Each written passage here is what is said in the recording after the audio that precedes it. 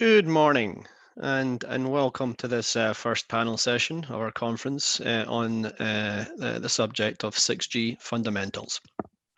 My name is Alan Carlton and I'll be your moderator today. I am a Vice President of Wireless Technologies, including 6G at InterDigital here in the United Kingdom. I am very pleased to be here to moderate this session and I expect it to be a very interesting discussion that will follow. The title of the discussion today is what is 6G and what isn't it? We'll cover vision, KPI, services and requirements. We have a truly amazing panel with us that quite literally spans the entire 6G ecosystem from carrier OEM all the way to academic research. So I think we have a fair chance of answering the question we have in front of us. We'll certainly give it a good go today. The format of this session will consist of 10-minute introductions and presentations from each of our panelists, followed by a 30-minute panel discussion and Q&A if we have time. To kick off this discussion, I would like to share a few initial thoughts and reflections from my own extended career in the wireless business. As we embark on this journey into another generation, I think it is useful to just reflect on how far we have come. One of the questions about 5G, not 6G, that I am most often asked is, do you think 5G has delivered on its promises? My answer is always a resolute yes. We may not be all the way there yet, but we are very much on track. Our industry does not typically move enormously fast, but in the transition from 4 to 5G, the mold has truly been broken, in my opinion. The basic design philosophy paradigm has changed from very rigid single use case telecom architecture to a new flexible many use cases, new IT model. History may remember 5G's crowning accomplishment as opening the door to all these possibilities, but on this new path, 5G will only take us so far. The question we have in front of us today and in this panel session is just how much further will 6G take us? With that, I would like to invite our first presenter, David Lister from Vodafone, to our virtual stage. Thank you, David. So thank you, Alan, and good afternoon, everybody, or good morning, good evening, wherever you are. So my name is David Lister. I work for Vodafone Group based in the UK. I've been with Vodafone for the best part of 30 years, so I've seen the introduction of 3G, 4G, 5G, and now I lead the research team in Vodafone Research and Development, looking at 6G. Today, I'm actually going to be representing another group called the Next Generation Mobile Network Alliance, otherwise known as NGMN. This is an organization that represents the views of mobile operators globally, and I've had the pleasure to co-lead one of the recent activities, which is related to a 6G vision paper that the mobile operator community have published. So I'll be talking about that paper. It was published in conjunction with leadership from China and the US, so it brings quite a global perspective to 6G. Next slide, please. Next slide, thank you. So as a quick introduction to the NGMN white paper, we have as a group taken, I think, a slightly different approach to many other vision papers that have been published. Most of those have tended to focus on use cases and technology components. Our group felt that it was maybe too early to call out proposed technologies as the value and benefit have yet to be tested or proven. So we decided to take a step backward and just to reflect and to reconsider what is most important for the industry and for us as a community of operators who operate both fixed and mobile networks in the future. And the paper was then developed on the basis of identifying the key drivers that may influence a transition to a new generation, and a broader vision that also describes some of the steps that need to be considered as to how we move forward collectively to deliver 6G. And maybe just as important, what the paper doesn't do, and I'm sorry, Alan, it doesn't tell us what is 6G or what is not 6G, and it doesn't attempt to predict those use cases that justify 6G. It sets out the framework overall under which those new capabilities can be assessed. And there is a URL link at the bottom there, so if you want to download the NGMN white paper, you know where to find it. Thank you. Next slide, please. So let's say the paper was broken into two parts. We started with what we call the motivation and the drivers. And the first part of that is to reflect on what the broad societal goals are as an industry. You know, we are global operators and we have a profound impact on the way people go about their everyday lives. But there are very broad challenges facing the world that are well defined by the United Nations and their Sustainable Development Goals. Some of the broad challenges that we all face are identified here, and there are others. So for example, our industry, I think, does have a responsibility to ensure that our technologies and the services that we deliver help to address some of these overarching goals, such as the transition towards net zero carbon. We need to ensure that our networks are as energy efficient as possible and enable services that help others to reduce their carbon footprint. We can help to reduce inequalities through ensuring that people are able to connect wherever they are. We can help to improve public safety by providing resilient and robust networks that are trusted by our customers. So these are all the broader sort of, global challenges that we face as an industry. And whatever we do for 6G, it must also fit into these global challenges. The second area is what we just call outcome driven. And importantly, the white paper identifies that 6G must deliver an outcome that is aligned with real needs and deliver outcomes that are sustainable and commercially driven. We broke this down into a few subcategories. Firstly, 6G must be able to either identify and deliver opportunities for innovation that enable new services, or it needs to identify opportunities that expand the market for existing services. So for example, industry automation is relatively immature adoption of wireless connectivity. And what can we do as an industry to help accelerate that in the 6G domain? Or thirdly, 6G needs to identify cost-effective gains that improve efficiency.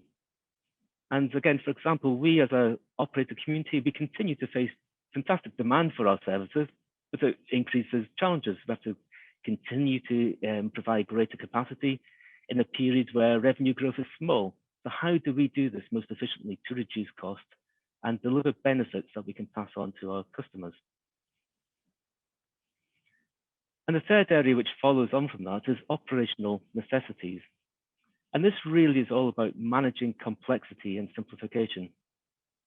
As connectivity solutions based in 4G and 5G mature, there's a genuine need to introduce end-to-end monitoring, managing the complexity of networks, and as far as possible, automate the whole lifecycle management.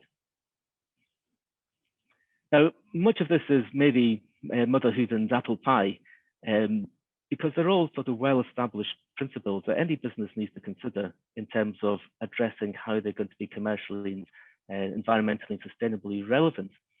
But they're all basic principles that are as relevant in 6G as they are today.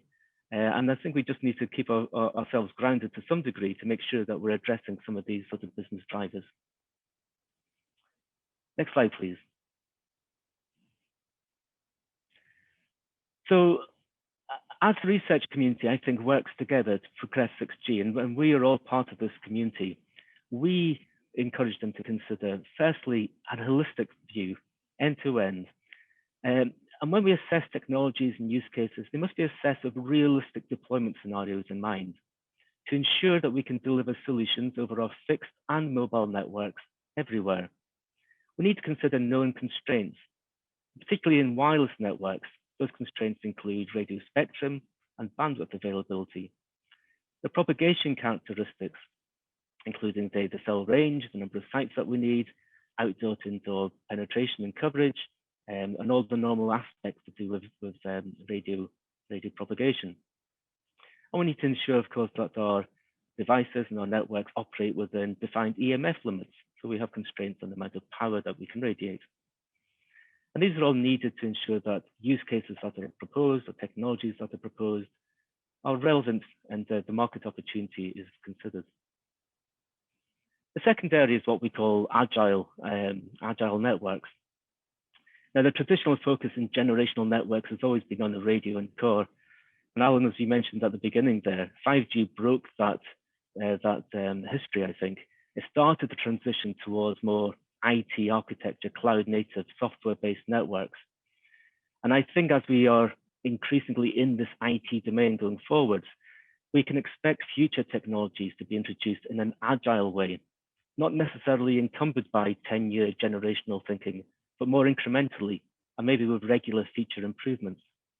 So I think 6G, when this comes, it will be emerging. It'll be a transition from what we have today with an evolution of software features in the IT domain. We continue to think that global standards will be the norm, and in fact, it is essential because these are incredibly complex systems that we all now operate. And it's only with global harmonization that the investment in these systems can be made and economies of scale reached to introduce and to reduce the product unit cost such that consumers everywhere can afford the fantastic devices that we have today.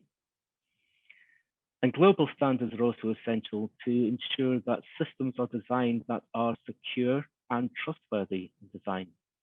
And of course, this is as critical in the future as it is today, and we expect this to continue with global harmonization.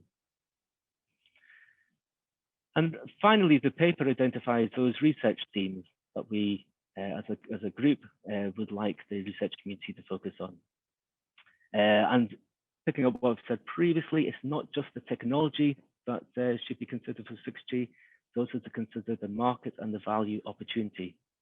So again, make sure that 6G is outcome driven, delivering value and meeting customers' needs. And where new capabilities are required, then that technology gap relative to a future evolution of 5G needs to be identified and defined in order to differentiate whatever 6G might become. So they were the main themes that the NGMN white paper, the NGMN vision described and articulated. Going forward, there's going to be further work to actually look at the various use cases that are identified in other proposals and other white papers. And as an industry organization, we'll be looking at these to consider what do we think is the priorities for 6G from a harmonization and standardization perspective. So that'll be future work that NGMN will be producing, and look out for that deliverable in the future. Next slide, please. So that concludes my introductory remarks, and I very much look forward to your questions in the panel that comes after this. I'm going to hand over to David Soldani of University New South Wales next. So David, over to you, please. Thank you so much for having me here today. And yeah, just a couple of words about me. I've been active in the ICT sectors now for more than 25 years and contributed both as an industry player and as an academic. And in particular, as an industry player, I have been with Nokia, serving in various roles for more than 15 years and more than 10 years at Huawei, even here serving in various roles from scientific director down to CTO and chief cybersecurity officer. And as an academic, I'm currently with the University of New South Wales here in Sydney, Australia. So we can go to the next slide. Thank you. Yeah. So what I'm presenting you is my view on we can go to the next slide, to the 6G vision, and what I think is a truly important, in particular, in terms of enabling technologies to achieve this goal. So what is the goal, in short, of 6G, and how does that differentiate from 5G? So 5G, we designed, specified, implemented, and recently launched. Actually, it is on pretty much everywhere nowadays. for achieving the goal of connecting everything and anything. So now looking beyond there, our thinking is to shift from the Internet of Things to the Internet of Intelligence. Allow me to define intelligence, because there is a lot of confusion around this term. My definition of intelligence is a function or functions with the ability to represent knowledge, process knowledge, and make decisions. So if that is the goal, the question is, how do we get there? So what are the fundamental shifting paradigms and enabling technologies we need to investigate and finally brought to the field in time, which is not far in the future, because if we assume we want to have a complete system by 2030, we just have a couple of more years of research, then we will start the study item, work item. So those are the 5 fundamental shifting paradigms, I believe, to be fundamental for us to realize this vision. So the first thing, we need to shift from a system which is AI enhanced, as it is 5G and its next releases, where AI is used especially for optimizing the performance of the system among other tasks, to an AI native system, especially depending on new platforms such as the GDP platform, where would allow us to have in place not only the Shannon channel, which we have pretty much exploited the complete capacity over 60 years of research and investigations. We are now thinking of introducing an auto-semantic channel, and that is possible basically with the support of artificial intelligence at both sides of the PI entities in communication. The second shifting paradigm, it is about moving from an information-centric system where we are talking about bits and bytes to something truly capable of sensing. I'm thinking of the devices, but especially I'm looking into the access point or the next generation base station. That is possible simply because the operating frequency is much higher. So we will use massively the millimeter wave and terahertz, which will go down in the wavelength communication around 10 micro meters. So that means our system and devices will have the same exact, even more better capabilities than the radar system. Today we have a clutter, and beyond that we are thinking of combining this kind of information our nodes will receive with the one coming from the application layer of the devices, and ultimately offer the sensing as a service. So talking about the new services, here an example. Then third important shifting paradigm now, which I hope we will have some questions to dig into this because it's fundamentally important. What we expect now, it is a system that will not only enhance its security capability as we are doing now with the 5G on top of the 4G, which is also an extremely robust system in terms of security. And I'm thinking of the privacy protection we are having there by concealing the subscriber identity, but we are thinking now to have a system which will be integrating security by design. And later, maybe, if you are interested, we could go a little bit into the details into this domain. The other important fundamental shifting paradigm is that the system will not only allow us to access the communication and information services through cellular, so terrestrial, generic access points, but also using satellite systems. And in particular, here we are thinking of LEO satellite systems whose link distance overall end-to-end will be less than the orthodromic surface distance, making it possible to achieve latency below the one you would attain if fiber were deployed. And the last important shifting paradigm we need to achieve, it is about moving from an operator-centric system, which is now pretty much a generic bit pipe, to a system which is prosumer-centric, which means the end user, being an end user, human, an intelligent object, whatever, we need to have that in place, that it's not only consuming content, information, but also we create information. That's why we think of a consumer type of end user customer. Next slide, please. So what is our network vision? Overall, the network vision has not changed. And Antonio Manzalini and I, and Rahim Tafazolli was also involved in this work.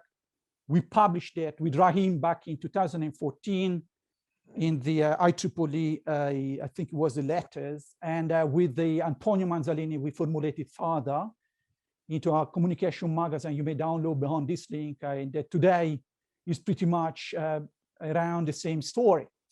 So we will target to have a system that bridges the physical world and the cyber world. And in order to do that, we need to introduce new channels. The new channels we are thinking currently of are in the downlink, virtual reality channel. That is the channel that will allow us to access the virtual world. We need to transmit tactile feedback and also inferencing parameter of any kind. When we think about policy, it depends on the technologies we will have at the other hand for the inference of the actions decided locally or say centralized. In the uplink, we need to have massive integration of sensing capability and learning capability, which practically means to have and deal with a massive amount of information. And we still need to research how to compress and transport such a quantity we haven't been yet capable of doing. On the right side of the slide, you have a high-level view of the different nodes we are expecting. We think of a base station transforming into neural edge, and data centers transforming into data centers transforming into so-called neural center. Satellites, as I said, will be a part of the communication system. Here you have an example of LEO Earth orbiting satellites. They're satellites that they are running at an altitude from 300 to 1.5 kilo, so 1,500 kilometers altitude. That will allow us to reduce latency from the geostationary satellites from seconds, like now it's impossible to use by the backhauling, down to 1 to 3 milliseconds. And in particular, why we are so interested is for achieving the global say coverage with a footprint that may range from 100 to 1,000 kilometers. So we can basically concludes my presentations. I think I'd like to leave more room for questions, so we can go to the next slide. And with that, I thank you so much. And I hope if we're not able to answer all questions today, you may reach out and connect to me via LinkedIn. And through LinkedIn, I always and constantly share information. And I'm looking forward to receive your feedback so that together we can then integrate the inputs to achieve the 6G system. Thank you. And I would like to hand over now to my colleague, Steve Douglas, that will take us forward. Thank you so much. Thank you, David, and it's great to be here today. Next slide, please. Firstly, just quickly to introduce myself, I'm Steve Douglas, and I head up 5G to 6G strategy for Spirent Communications, the leading test automation and service assurance vendor for the communications space. Next slide. Now, one of the luxuries of being in the testing industry is that we get involved very early in the process of researching next generation technologies. And while, as you heard from my colleagues, we are still at the early vision forming stage of 6G, the industry in certain areas is coming together or coalescing around a number of key ideas and technology themes. And you've certainly heard a number of those from David there. Now, one of the grander ambitions for 6G is to combine the physical digital and biological worlds into the realms of communications, enabling holographic or tactile, gesture, and even physiological driven communications where our sensory inputs like touch and feel can be transmitted like voice and video, enabling a new range of human-machine services such as remote control of industrial machinery and robotic surgery. Intelligent skin level sensors may also revolutionize healthcare monitoring, for example, providing needle-free blood sampling for early disease detection and pandemic tracking. Digital twinning is another area of great interest, where a highly accurate and synchronous digital representation of physical entities will become critical to optimize decision-making in the design and operation of complex systems, including our own networks.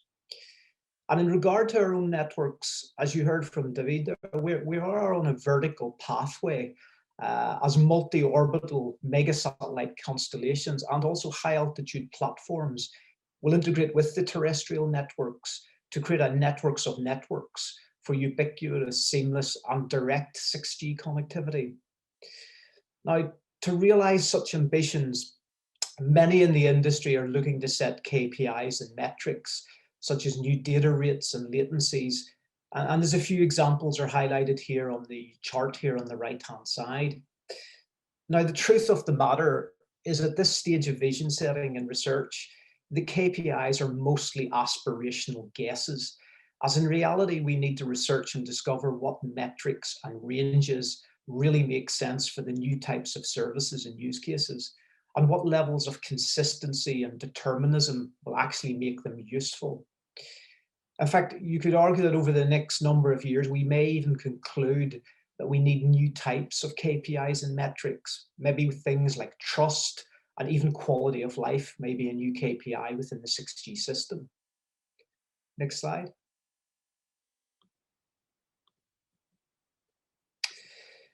Now, one thing is clear, that is 6G is going to be an amalgam of complementary technologies coming to deliver a new sets of use cases and values. And this slide here is just a high-level summary of some of the key themes which we're seeing today that are being explored and may play a pivotal role in 6G's final design. Now, these range from opening up the terahertz radio frequencies, using narrow pencil beams and highly directional antennas to deliver extremely high data rates and secure communications. You also have concepts of employing small, low-power wireless sensors in or actually on the human body, establishing our own body area networks for monitoring our health as well as the surrounding environments. Then there's using the RF at high carrier frequencies for radio sensing to provide techniques to measure the environment and detect and recognize objects, a new form of radar. There's a really interesting exploration in the use of metamaterials to create intelligent, reconfigurable surfaces on and in our buildings, on our vehicles, and on appliances to amplify and to also redirect the high propagation loss terahertz radio signals. You also will have the continued evolution of artificial intelligence and machine learning in our networks, coupled with intelligent automation, for an ambition to create cognitive self-driving, self-healing, and self-protecting networks, a cognitive 6G world. And in regards to protection itself, there is exploration at quantum optical communications and how to integrate them with terahertz transmissions. So bringing what is in the realms today of fixed fiber over the air, which could offer a virtually unhackable way to protect communication channels. And of course, there is a need for energy efficiency to meet our sustainability targets. And there's a huge range of areas of innovation here which are being looked at, from how to leverage the cognitive network capabilities to create energy managing and adapting networks, through to new ways to harvest energy and a desire for energy self-sustainability, especially for massive machine types devices. Next slide, please. So obviously, at this stage, and what I've just shown you, there is a lot of themes and ideas which 6G could encompass. And currently, we are seeing three major focus areas with a number of our partners and customers. The first is around exploiting the terahertz communications, looking at both the sub-terahertz radio frequency ranges between 100 and 300 gigahertz and the terahertz ranges up to 3 terahertz. Now, there are major challenges which will need to be overcome if we are to use these frequencies, including path loss in both free space or air, and due to molecular absorption, which is a unique terahertz-related issue caused by molecules vibrating at the same frequency as the signal. And you have penetration loss, where the terahertz RF can only penetrate thin layers of material. Now, this is leading to interesting research around even larger massive MIMO arrays, the use of narrow pencil beams to compensate for the path loss, and also the implementation of metamaterials to amplify and redirect beams, thus moving some of the technology overhead and cost from the actual antenna and out into the environment. Then there's open and agile networks here in the center. The innovation that initiatives like Open RAN has started today paved the way for truly open IT-based environments in 6G. This evolution is spread across all domains of the network, including the primary radio and core domains, where each we see is on a journey to provide greater control, agility, interoperability, and choice, fundamentally becoming IT systems. And while overall network access itself is also on an aspirational pathway with 6G, from today's primary coexistent model to convergence, where Wi-Fi and non-terrestrial networks will transparently be part of the seamless access fabric, providing the relevant connectivity at the relevant point in time at the relevant cost. And maybe surprising to some, but it's actually the government and military who are a driving force behind many early 6G innovation at the moment.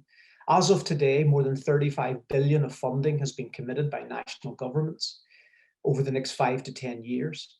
You see, the military at this stage is in the middle of a defense modernization strategy, firstly with 5G and then evolving to 6G. And early 6G focus ranges from things like tactile internet for remote operations, enabling the autonomous battlefield. We're seeing exploration around radio sensing and localization with terahertz imaging for enhanced radar to give a tactical advantage, and then towards more advanced electronic warfare and interference management to secure communications in both contested and congested environments. Next slide. So to conclude, the work on 6G has certainly started, but it is a journey. 5G will have an evolutionary path to 6G. We estimate 4 or more major standards releases over the next 8 years, adding enhancements and capabilities specifically for supporting enterprise, industrial, and the non-terrestrial space sectors. And in parallel, just like 5G a decade ago, 6G has started its 10-year journey from vision to realization, with the latter stages of 5.5G becoming the evolutionary playground where early 6G applications like AI-enabled self-driving networks will first be seen. So from a 6G timeline perspective shown here, this is probably our best guesstimate. The early research and vision phase, as I mentioned, is well underway and will probably continue to 2023. Then standards, feasibility study items between 23 and 26. The work items and specifications between 26 to 29, with first commercial releases of the 6G system by 2030. Now, of course, this timeline could change at any given time, as leading nations like South Korea and China are starting to push to have 6G trial networks available in the early second half of this decade. And new players in the communication ecosystems like the cloud hyperscalers are bringing new ideas and ways of going to market into the mix. So the journey to 5G to next G is certainly going to be an interesting one. And I look forward to the panel and the questions in a few minutes. Now, let me introduce you to the next speaker, Emilio Calvanese Strinati from CEA-LETI, and thank you. Well, thank you very much for inviting me here to this panel. And my name is Emilio Calvanese Strinati. I work at CEA-LETI. I'm the Future Wireless Systems Scientific Director and also the 5G Star and RISE-6G coordinators. And since a couple of months, the program director of the new 6G program. Next slide. Next slide. So in 1926, Nikola Tesla stated that when the wireless is perfectly applied, the whole Earth will be converted into a huge brain. Next slide. So by 2030, by responding to the fundamental human and societal needs and based on the expected progress we will have in ICT, the privacy of Tesla might become a reality. CG will play, in this case, a similar role to provide an ICT, the infrastructure needed to enable the user to perceive themselves as surrounded by a huge brain, which actually will offer virtually zero latency services, unlimited storage, and immense cognition capabilities. Next slide. New services and use cases will appear. We'll have, for example, 5Sense interactive hologram technology that will enable people to be teleported from one place to another on the Earth, while not also supporting connection interactive also on the sky with a 6G sky service. And also we'll have interactive optic communication where human to human, human to machine, or even human to AI will be able to interact and will, for example, support new generation of industry. And actually this will require new kind of KPIs, new kind of requirements for the network in terms of latency that will go down to milliseconds, either to microseconds, to join design of communication, computation, caching, and control, to attain the overall effective tasking or actuation, and also changing the network and service design approach from stochastic, where we have a network that meets requirements in average, to deterministic one, where actually we meet requirements for a specific set of users, communication media, and instance of the network configuration. Next slide. And actually, one of the revolution that I see that 6G will bring is interconnection of natural and artificial intelligence. So communication indeed will not only be able to interconnect humans or be there for human support, but also to connect machine and artificial intelligence for having a direct interaction between them. So this revolution will create a momentum for a new class of service that we call the semantic service, which has a goal to enable seamless connection and intertraining of different kind of intelligence, so that this kind of service will support all applications involving natively the shared knowledge between interactive parties, and also will not only bound it, as I said before, of application from between humans, but will also include applications where there will be interaction between human and machines, machine to machines, and in general, say, natural and non-natural intelligence interaction. So actually with this, will support an effective empathic and optic communication, optic computing, autonomous and bidirectional collaboration between cyber and physical spaces. This new cyber service actually will indeed enable something different, which is actually the intelligence as a service, bringing a radical change in the paradigm that actually will revolutionise the system from a connected things to a connected intelligence. Next slide. And another game changer is actually the approach of controlling the communication environment. So having an wireless environment as a service. I have the honor to be the coordinator of the RISE-G H2020 project that just kicked off in January 2021, which actually is supported by a number of extremely talented and well-positioned partners from industry, from academia, from a research center.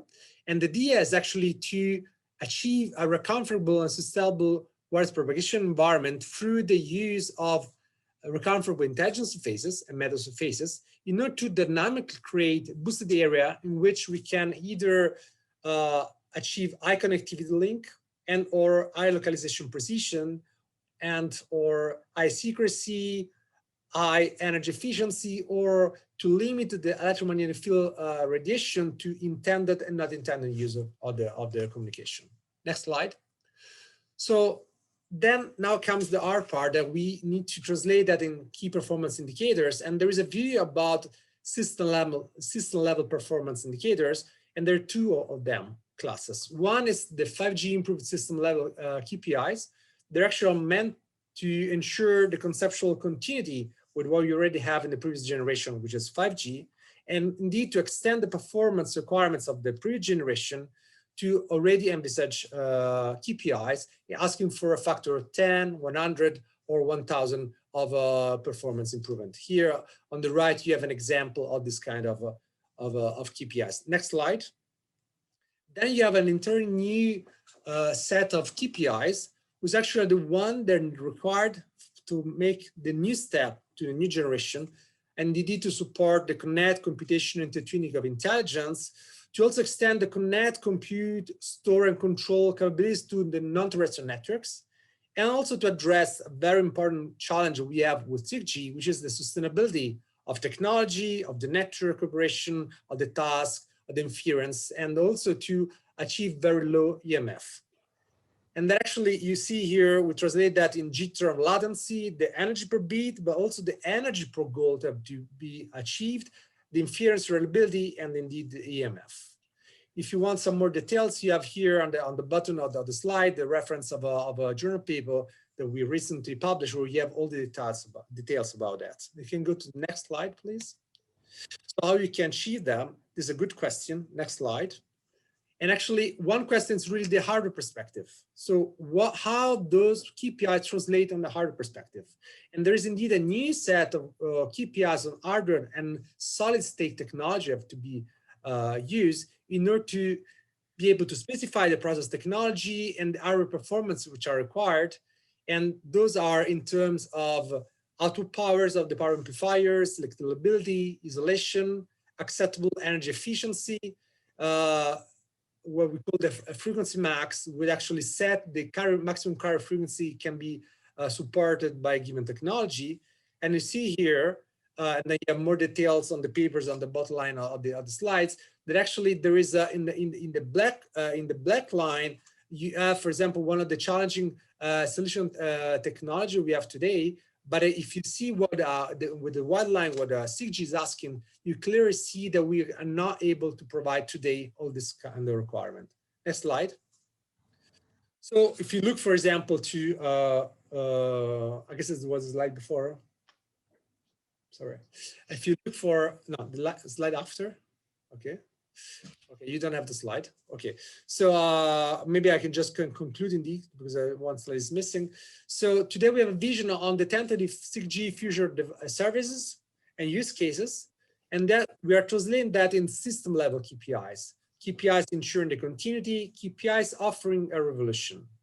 But the reality is different. We also need hardware and technology level KPIs to support the envisioned system performance. So this, for example, in the case of sub-terrestrial communication, bring opportunities and challenges. For example, we have the issue of the path loss increase, which actually increased dramatically with the increase in frequency. You have propagation challenges that also increase, like the communication range decrease, the blocking of the signal, the channel reliability. But we also have new opportunities come to play, like the high directive antenna design, the support of recurrent frequency intelligence of phases that actually can also enable the shaping, the dynamic shaping of the wireless environment in order to provide boosted area.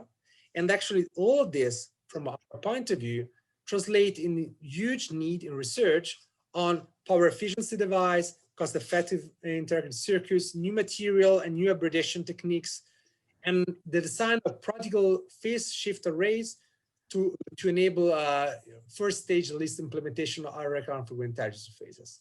So thanks for your time. And if you have any questions, probably we will end up to the last part of the panel. And now I would like to, I have the honor to hand off the floor to the Professor Rahim Tafazolli. Thanks a lot. Thank you, Emilio. And it's my pleasure to share our 6G IC at the University of Surrey vision and strategy. The colleagues on the panel made my job much easier, and I will probably say more emphasis on why rather than how that my colleagues on the panel have already discussed. I will also share with you the research direction that we are pursuing in achieving the 6G. Next slide, please. So before we go what is next needed in form of 6G in 2030 plus. Let's step back and look at the review, the generations over the time. I believe that every generation has been reflection of the market demands. In 2G to 4G, the social needs has been on capacity and gradually more emphasis on data. In 5G, is more about social needs and industry needs, and what we call it vertical needs. And that's why 5G brings automation. In 6G, I believe that it has to reflect the social, environmental, and industry, which is vertical needs. And that's, we always need more capacity. And that's is apparent in every generation. We need to have social inclusion. We need to have environmental sustainability, as well as industry productivity. Next slide, please. So the question of the title of this panel is, what is not and what is 6G? Considering 5G is a very capable system and is evolving in release 17, 18, 19, and 20, as Steve has already mentioned, what I can share with you, what 6G is not a new business model. It is not 5G plus AI. It is not Open RAN, and it is not higher speed. It is not more security.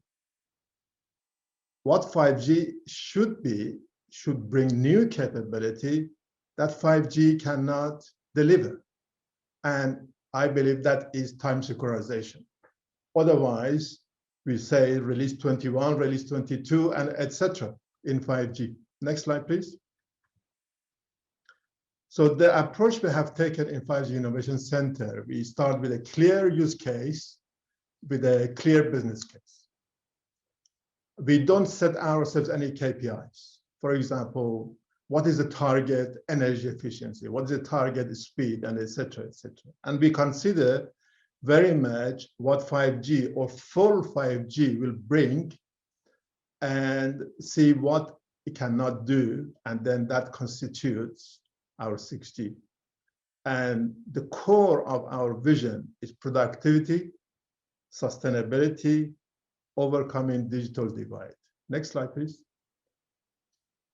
So if you look at the evolution on the media side, from 2G all the way to 5G, if you remember, we started with text and ringtones, then image and 2-dimensional video, and 5G, we have 3-dimensional video in form of virtual reality and augmented reality, or a mix of those. In 6G, we need to have interactivity between physical and wireless world in a form of fourth dimension to the video. Next slide, please. So what is the fourth dimension? It is mainly ambient information, which I think Emilio and is alluded to. But Emilio talked about, or I think Steve alluded to, talked about human senses. But the ambient information includes human senses. So far, we've only been transmitting 2 of our senses, audio and vision. So we need to consider the other senses plus other important information in our environment to be included in the communication. Next slide, please. So if we have low latency, which is offered by 5G, and high reliability, which enable this modernization of many vertical industries, and will be modernization of many vertical industry. When we bring on top of that a time synchronization, we can have interactivity. We can have driverless cars moving at very fast speed and synchronized. We can have more cooperative manufacturing interactivity between human and robots or between robots. More interactive telecare. For example, a GP in form of virtual reality could appear in some patient's home and hold the patient's hand or touch the patient's forehead for temperature, etc. In a way, we are doing a kind of teleportation. Next slide, please.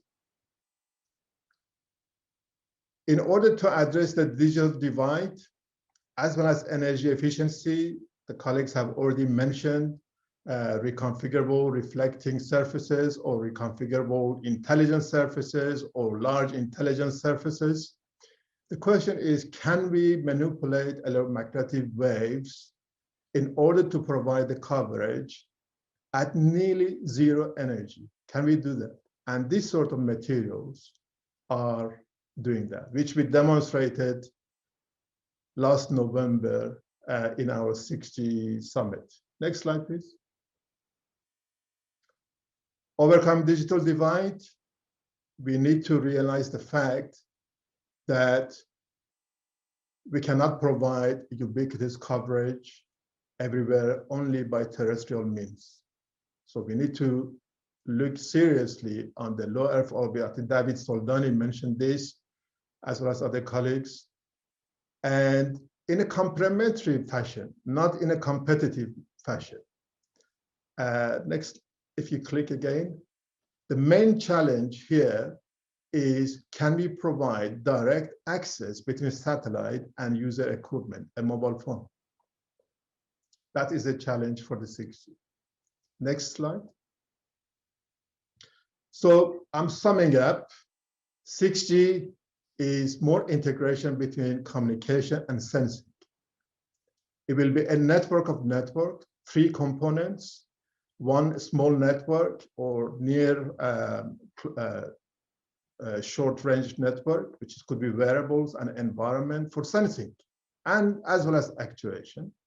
Another one is the cellular networks, and another one is the satellite or non-terrestrial networks, which to the user, they all appear as one network.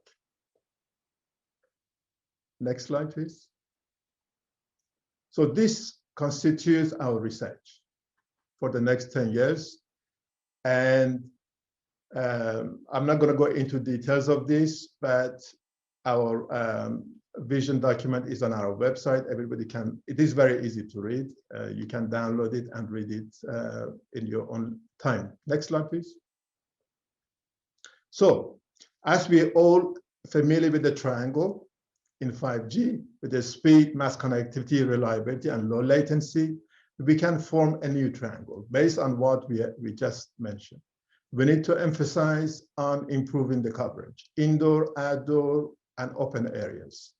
Time synchronization is essential for all the applications that we have mentioned so far this morning, as well as what I presented today. And that brings physical and virtual worlds interactivity, edge computing, as well as edge processing.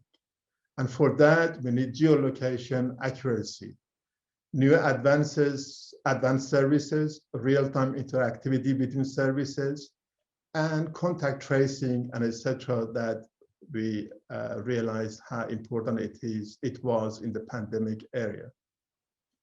Next slide, please. Thank you very much. At this stage, I would like to hand over to the panel chair, Alan. Thank you, Rahim, and thank you all the panelists for those excellent introductions. They've certainly set the scene for our discussion now. I'm also pleased to see a number of questions coming in from the audience. A lot of stuff to digest, and maybe I just like to start by, every one of the presentations, all of you basically, touched on, the likelihood that some new KPIs, it could be EMF, could be hardware KPIs, could be trust KPIs, could be sustainability KPIs. It looks very much like there's going to be much broader goals that are going to be considered in 6G. In that context, how important do the panelists, do you all believe that faster speeds will be to operators in 6G? Or do you really think we should be focusing more on other KPIs like the ones that all of you touched on? David Lister, as our carrier representative here, do you want to maybe kick off that discussion? Yeah, I think it's something that came through many of the presentations is the concept of KPIs. And it's natural for us, I think, as engineers to gravitate towards KPIs because it's always what we do and it's always what we've done. And it's driven the design and development of certainly 3G, 4G and 5G, where each generation did have KPIs. And I think it's also true to a large degree that those previous generations were driven by radio developments. You know, the ITU, which is the Global International Telecommunications Union, they set out the requirements and then the standards organizations deliver a technology that meets those. And they were driven largely by data rate, speeds and latency. I think it's going to be different, however, going forwards. And the reason why I think it's going to be different is because we have the capability now with 5G, the radio technology is called New Radio, 5G NR, New Radio. It already has the capability of delivering data rates, as was mentioned in the previous slide, of 20 gigabit per second peak data rates and a latency or a delay of 1 millisecond. And that's an incredible data rate when you actually apply it to all the applications that our customers use today. And it's not a data rate that is even achievable with real world constraints that face mobile operators. And those constraints, as I mentioned previously, were to do with radio spectrum bandwidth, cell range, propagation characteristics, radio penetration through materials. The higher you go in frequency, the smaller range you get, the more difficult and more challenging it is to actually attain those higher data rates. So we're in this unique position where we now have a technology that exceeds what we can actually deliver through the constraints of spectrum and sites and making sure everything is ultimately commercially and environmentally sustainable. And for those reasons, I think we need to be a bit more cautious and circumspect with regards setting KPIs which aspire to reach higher data rates. I think Stephen mentioned maybe we need different measures. I know there's a project in Europe called the HexaX project, and they talk about key value indicators. And I think it's still early days what those values may be, but I think going back to the sort of societal challenges about carbon footprint and sustainability, inclusivity, some measures of trust and trustworthiness, these are all the types of measures I think will help define what 6G will be in the future, and to ensure it's something that's actually commercially and sustainably relevant and delivers good outcomes for everybody. So I think that's where we are. I think we're in a unique position relative to previous generations where we already have a forward-looking high performance network. Maybe if we go into much higher data rates, we look at them across fixed networks rather than mobile networks, because mobile networks will always be constrained by radio access and spectrum. And maybe if you're delivering these super high terabit per second data rates, these are things which are delivered over fiber to localized areas with endpoints which just serve that particular niche application. I think that's probably the way it will go in the future.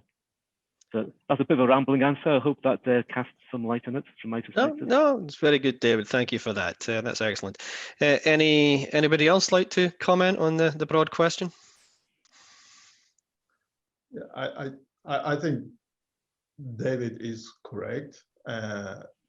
And if you remember at the beginning of the 5G, everybody was talking effectively, talking about higher speed, 10 times higher speed.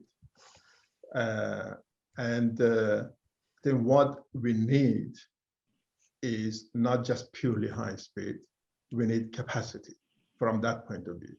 How can we increase the capacity per meter square or per kilometer square or per cell? I think that translating that speed, whatever it is needed, into capacity, that should be the driver rather than just going higher and higher speeds. I think Alan, and just to add to what Rahim and David said there, I mean, I think the other aspect we've also got to look at is really also the business and the industrial requirements as well. What is it actually they really need? I mean, to be honest, we were very late in 5G and engaging with many of the industries to really get a feel for what actually they needed the 5G system at times to give them. Now, we're certainly solving that at the moment. But I think the earlier we can engage with the various stakeholders that we want to utilize 6G, the better, because that will help them define exactly what the system needs to deliver, what type of actually speeds are going to be relevant to them, what type of consistency, determinism of those types of metrics is going to be relevant for them. And to be honest, when you start looking at the KPIs for them, it won't be speed, it'll be a business value metric that they'll be interested in, and what type is it delivering for their environment. And that's maybe the metrics we now just start to think about over the next sort of 5 years, what those metrics would be that would be relevant to attract these types of stakeholders to use the 6G system.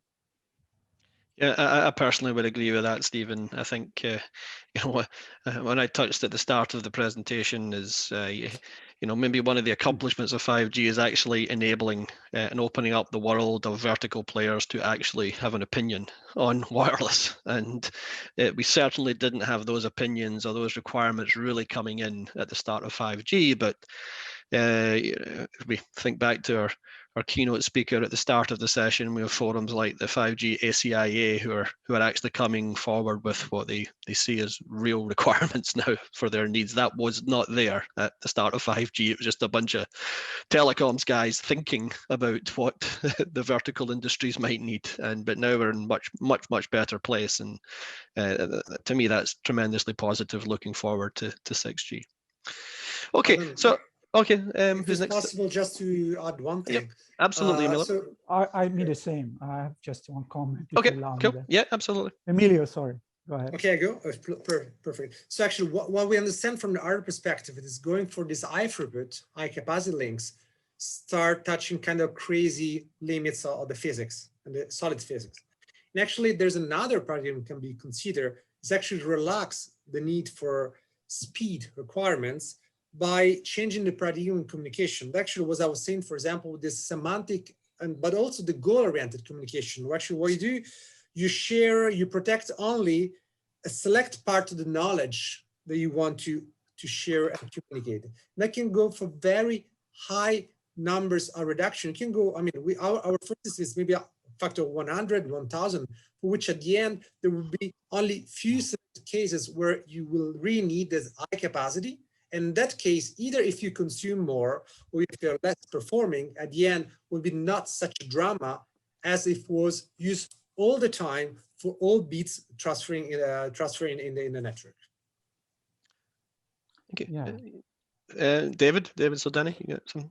Yeah, just a comment. So I do agree with the earlier speaker. So no doubt about this, but maybe some considerations, although it's a bit too early, because if you look at the deployment of the 5G in the fields, mostly around a non-standalone configuration, so there is a lot of legacy behind.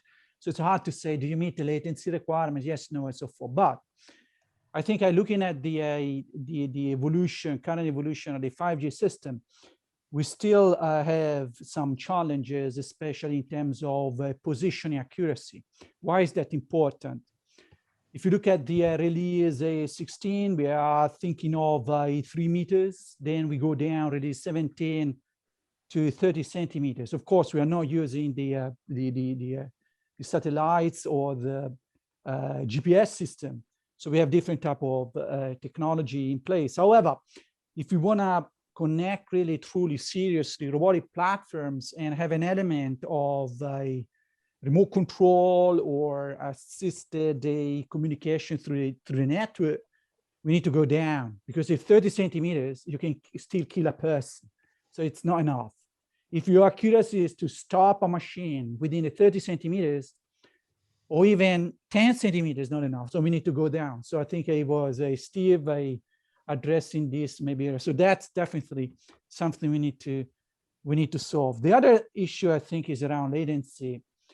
Because really, if you want to think of having an experience of a communication where you carry along in haptic feedback, and use cases, examples are holographic rendering or digital twinning, where I'm expecting my body to be completely rendered somewhere where I don't need to go to the doctor. And if I need to be massaged or touched or examined, somebody else will do it on my holographic rendering. So we need to achieve this kind of a experience. And in order to do that, the latency has to go down, down, down, down. And then last but not least, and here I'm closing, then we go to our topic. We haven't discussed anything about privacy, preservation, security. So what are the KPIs? What are the targets, at performance? And here I'm thinking of if you think of the IPDRR from the NIST, we should have elements in terms of a capability of identifying a potential threat or anything around the system. How do we measure how protected you are? Third, how able are you to detect a potential threat that could come from an external attack, internal attack, or a hybrid type of configuration? And then the fourth, how able are you to respond? So like the ability to detect and respond links to your resilience. So we should have KPIs. And the last one, I think, how capable are you for, I assume there's a major harm to the system to recover. So that's basically some comments we should take into consideration and translate them into performance indicators. I don't know whether the father of the 5G here agree with me or not, but no, it's all good, David. Good stuff. Maybe just staying with that thread, there was quite a few questions on the feed as to, you touched on there, trust, privacy, cybersecurity and the like, and the security controls, assurance schemes, and what have you. Maybe you can just say a few words on that, and then let's get the opinion from the other panelists as well. Maybe do a little bit of a deeper dive on cybersecurity and its role in improving 6G from a key performance perspective. You go first, David. So just quickly about the I've examined really with the maximum level of detail, study all the functions, security control assurance, or 5G and beyond. And I can tell you that my summary could be as follows: that first of all, what we have achieved, that's an enhancement, practically an enhancement of the already secure 4G system. Enhancements we have in place is the concealing. So now we have in 5G privacy preservation, and I think we need to go beyond that. So it's not just about hiding identity of an individual or a SIM card that would save us or say protect our privacy or achieve truly a privacy preservation.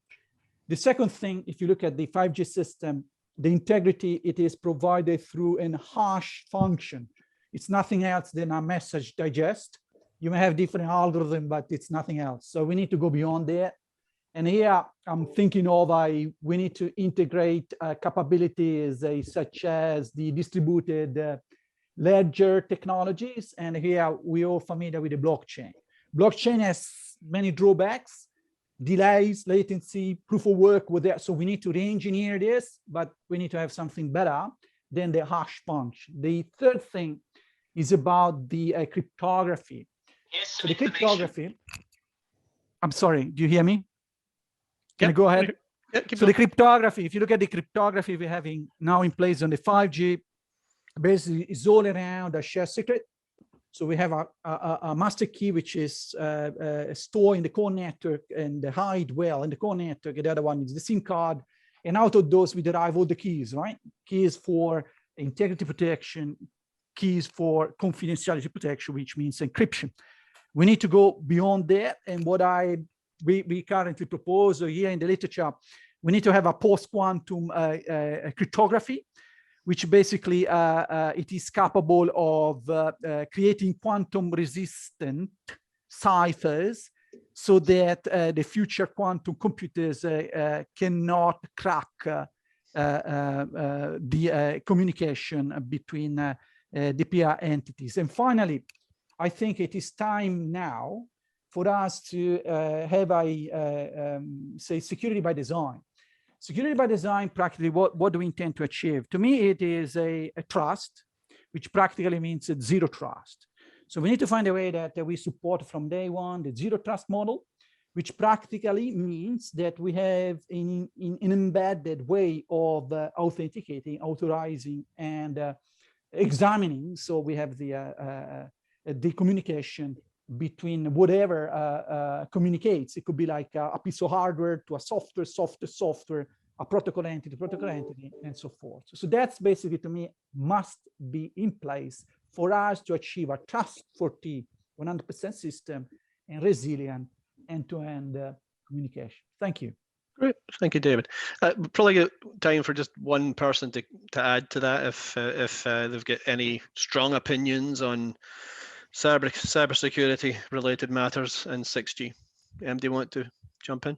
I could just jump in quickly, Alan. I mean, just to comment on the quantum computing, because we do think that's something that will be credible in maybe 10 years' time, but we need to ensure that we have quantum safe cryptography well before then.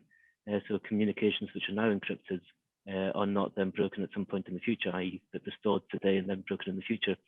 So we fully expect that quantum safe cryptography will be introduced in the next 2 or 3 years. I know there's standards already through NIST and elsewhere, which are already looking at defining quantum safe cryptography. So that will, in different stages, I think, be introduced well into this decade, before the 2030s. I think we'll see that. Thank you. Great. Thank you, David. So maybe just changing the perspective a little bit. You know, like, I mean, this is maybe a very deliberate, targeted question to Stephen Douglas from the testing part of our industry. You know, it always amazes me how quickly the test companies get on top of generational technology, bringing out test equipment. You know, almost before base stations or UEs start appearing. You know, so I think you're a very good measure of, you know, we're seeing lots of visions, we're seeing lots of use cases, we're seeing the beginnings of a KPI consensus in the industry. But just from the test industry's perspective, what are you seeing right now that you would be happy to bet on making the cut in 6G? Yeah, it's a great question. I mean, I think if I start with the use cases which are sort of maybe driving towards what's being asked for, at least in the early testing, I mean, and three do stand out, which I mentioned in the presentation. I mean, there is certainly a desire from a lot of bodies to really bring together holographic and tactile internet together. And that's, you know, we're seeing that driven by government, military organizations. We're seeing it from the health sector. They see genuine interest in that. Digital twins is certainly already sort of, you know, a momentum today. You know, it's it doesn't need 6G in essence. 6G will certainly help it, but that's already on a pathway. And the similar with non-terrestrial networks. I mean, we're seeing already today, you know, the launch of the mega low Earth orbit constellations.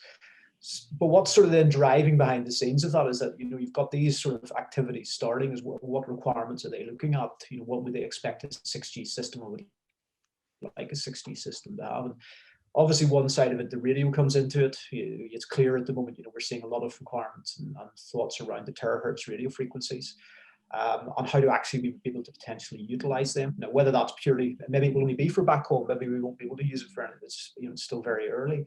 But that's also leading to, and I think what Rahim talked about as well is, you know, and Emilio was, you know, smart surfaces. I think we're starting to see a lot of focus around that, intelligent surfaces who could be used to amplify and redirect the radio signals in our environments. And I think that's potentially going to be a real game changer. You know, today we're already looking at that within the antenna, but gradually, if you think about it, you could have your house wallpapered in it. It could be covering the glass in a window. It could be in all types of surfaces. And that changes then the dynamics and the cost factor of how you build radio antennas and base stations, because you can actually move some of the complexity into this low cost materials, which can be then used on lots of different types of surfaces to give us the types of coverage requirements we're going to need. And I think there's a huge interest in that at the moment, and you can probably gather that a lot of that interest is also driven by the investment and equity communities as well, because they see a huge opportunity here with that. So I would say that, those are probably, a few of the ones that are taking sort of, if I was betting on now, I would say, terahertz radio, certainly, definitely the meta surfaces. And honestly, the third one is AI coming into the network. I mean, it's already starting today, early machine learning to help us, whether it's in the operational domain and simplifying processes. Gradually, we're starting to see the designs around, say, Open RAN, where it's bringing in things like the real-time intelligent controller or near real-time. These small steps you're going to see more of gradually as we start to see more capabilities in the network. And of course, the interesting side of that is, how do you test a network that starts to self-think, self-drive? How do you know it's doing the right things? Does this change even how we decide to operate and manage networks? Do we need new types of people skilled to actually like governance of the AI? And that's an interesting debate we're seeing with some of our customers at the moment. That's great. Yeah. Other panelists, I might get a couple more questions in the time we've got. So maybe this is an opportunity. I think somebody touched on this earlier on, was that we got to be very careful when we talk about 6G and not get lost in the 2030 thinking. There will be standards starting in 6G by 2025, 26. And that implies a technology freeze, of some sorts. Just from each of you, 1 minute tops.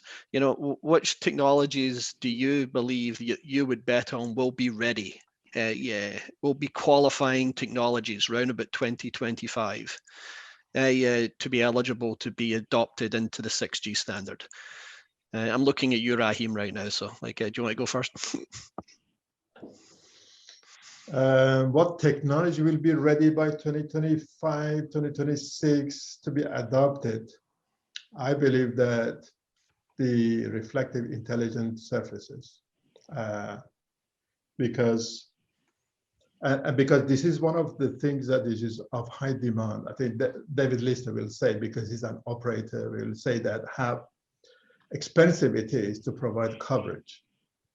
Indoor, outdoor, even to outdoor, even let alone remote areas. And at the same time, as David Lister said, energy efficiency is very important. This sort of material, metal material, whether it is intelligent or it is just static, is non-intelligent, but it is reflective material to provide coverage at zero cost at energy. I think that is, as Steve said, it is a game changer. And it is not, it doesn't have RF chain or anything like that. It is new material that manipulates the electromagnetic wave and directs it in the point that it is a hot spot, blind spots. And by 2026, we will have a better understanding of the terahertz channel model propagation. Then we know where we are. At the moment, we talk about terahertz as if we know it really well, how it propagates and what are the characteristics. My opinion is low terahertz, as Steve said, 0.1 to probably 0.5 terahertz is a more realistic target. But we need to do the measurement. We need to understand how it propagates and then see how we can impact that. But I believe that terahertz will be for more short range wearables, environmental sort of type of network area system. At this stage in 2021, that's what I would say. Emilio, I haven't heard from you. What are you seeing in the industrial research community that you think is going to be the most important emerging technologies, come 20? So I completely agree with Rahim. Actually, was my first bet is about recurrent for intelligent surfaces. I said I believe that either before 26 we'll be able to already have something that's solid and be possible to use. Then I also believe if we see the problem on more global scale and not too much in a Europe perspective, also the inclusion of satellites in the communication, not only for enhancing the ground communication, but also to enable sky communication. That will something that will definitely appear, and also because part of the technology is already there. It's more the bigger problem now is the cost indeed. So it's something that, from a point of view, will really be considered in the standard. And just keeping with that, Emilio, maybe can you help us understand a little bit? Yeah, I mean, there's been a few questions on the feeds on AI ML, and there's been a discussion by everyone in AML.